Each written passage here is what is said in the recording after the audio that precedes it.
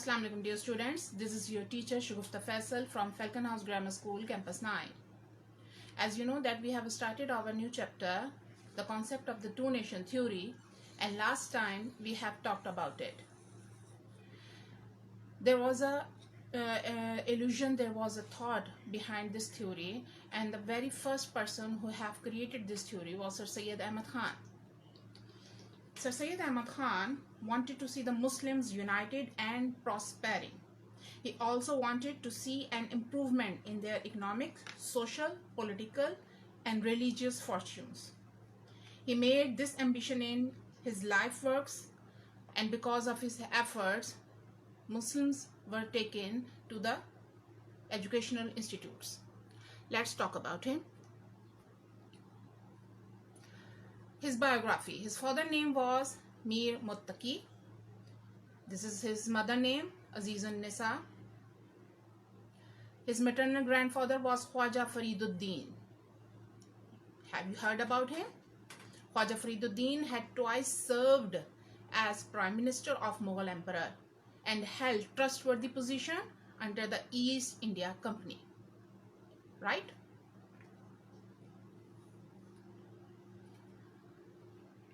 Sir Syed Ahmad Khan had written lots of books on medicine, on law, and other topics. Look at few names: Asrus-Sanadid, Asbab-e-Baghawat-e-Hind, you remember 1887 war, Indian Muslimans, and the essay on the life of Muhammad, peace be upon him.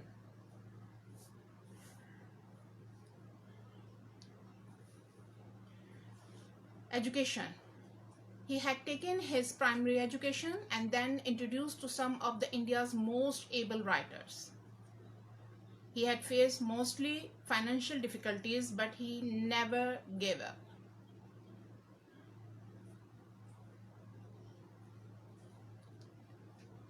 Look at the employment where he have served. In 1840, he joined East India Company. Sir Syed served as a chief assessment officer at the court in Bijnor, India. He saved the lives of British women and children at the risk of his life. After this courageous action, the British Raj gave him the Medal of Sir.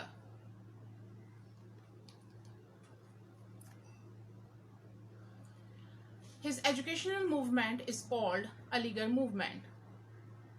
Aligarh movement was aimed at not only apprising the British that Muslims are not only responsible for the war and therefore undue wrath should not be inflicted to them. So he had written the book regarding this movement. Right, guys?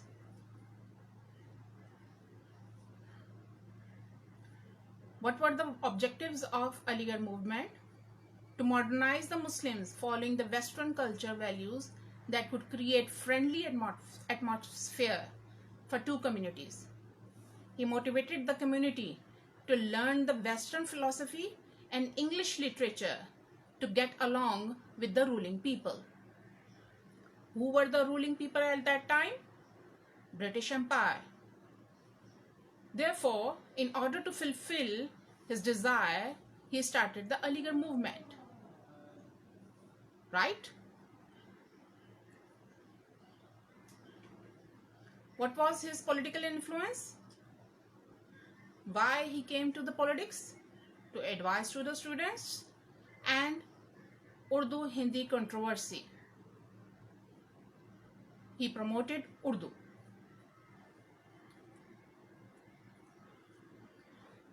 Look at his religious services. I told you the books. Now look closely. He had written an essay on life of Muhammad, peace be upon him.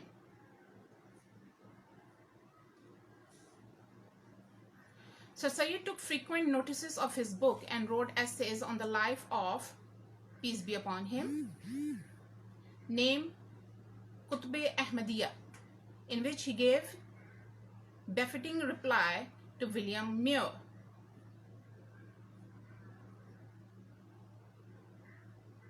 Next book, Tabin al-Kalam. He wrote a commentary on Bible in philosophical style. He had given the arguments to the Christianity.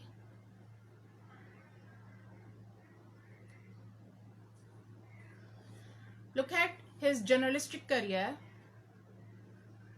He started this career in 1837. He worked in Urdu Weekly, Sayyidul Akbar, Scientific Society magazine, which later named Aligarh Institute Gazette, Tahzeeb al-Akhlaq, Loyal Muhammadan of India, and the Cause of Indian Revolt. His efforts earned Sir Syed the title Prophet of Education. He had worked a lot that people gave him this title. Undoubtedly, Sir Syed Aligarh movement was the pioneer of two-nation theory, which injected life in the dormant body of Muslims nation. He restored confidence among Muslims and fought for their political, religious, cultural, social, and economic rights. He died on 27th March 1898. Here is a famous saying of Sir Syed Ahmad Khan, may Allah bless his soul. Once he said, "Call me by whatever names you like. I will not ask you for my salvation, but please take pity of your children. Do something for them. Send them to the schools." Thank you guys. I hope that I have given the bullet points regarding Sir Syed Ahmad Khan. And now here is your homework.